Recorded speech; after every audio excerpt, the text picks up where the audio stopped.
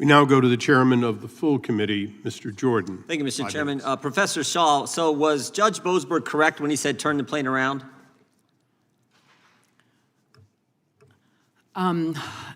So, I think that protecting the jurisdiction of his court... That wasn't the question. Was he correct when he said turn the plane around, bring the guys back who harassed Ms. Romero, drove her out of her home, harassed her neighbors, shot her car? Was he correct when he said turn the plane around, bring those individuals back to the United States?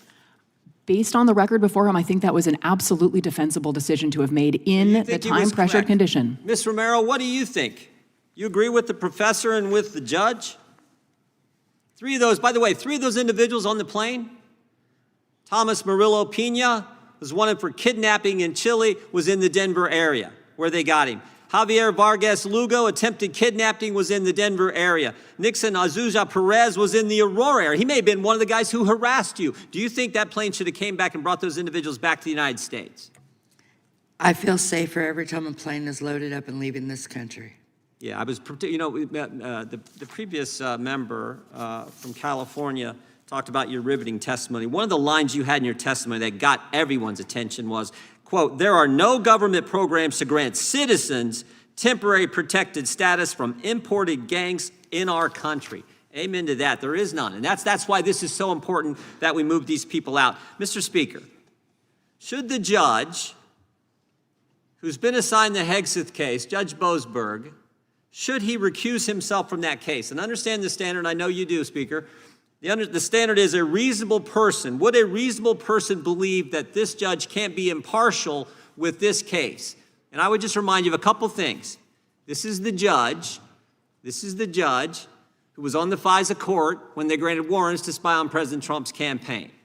This is the judge who handled the Kevin Kleinsmith case, an FBI lawyer who lied to the FISA court to help get those warrants and was given a slap on the wrist by Judge Boasberg.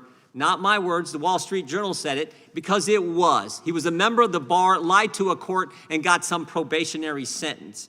So now this judge said, turn the plane around, and now he's been assigned the Hegseth case. And I'm just asking, do you think Judge Boasberg should recuse himself from that case? Look, I think this is a classic case where the Chief Justice should intervene. I mean, when you have a blatant, continuing record of prejudice, that judge should not be put in charge of a case. And as I said earlier, I'm not for going through the whole process of impeachment because I think it's at a practical level not possible. I am, however, for using the potential capacity of the Congress to simply defund, which Jefferson did and which clearly is possible. But I think what you just described is illustrative of why I use the term coup d'etat.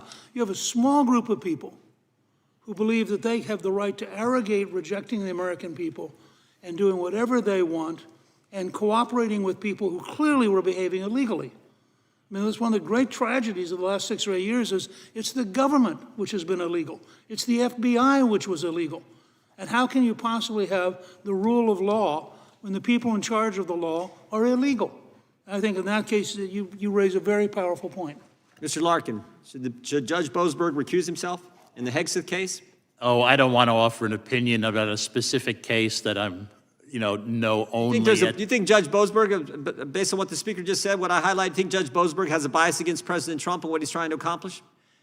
That's just phrasing the same question another way. I don't want to comment on a that's what we do in Congress. That's what I know. A lot of time. Yeah, when I was an agent, we did the same thing to see if we could get the suspect to say something different. How about this, Speaker Gingrich? I think you're exactly right. We have 3 avenues to address this. We can do legislative, which we're going to do tomorrow. We're going to pass Chairman Iss's bill, which says that some district judge injunction doesn't apply nationwide. We may want to come back with another bill that says automatic appeal to the Supreme Court, what you've suggested, and we're looking at that very thing. Second, we have oversight, which is what we're doing now.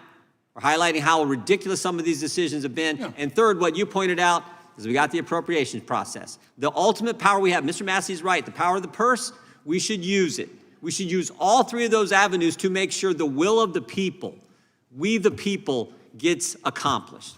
Well, my personal view is that if you were to pass the ISA bill tomorrow, you just sent a very clear and compelling signal to the Chief Justice Sure did.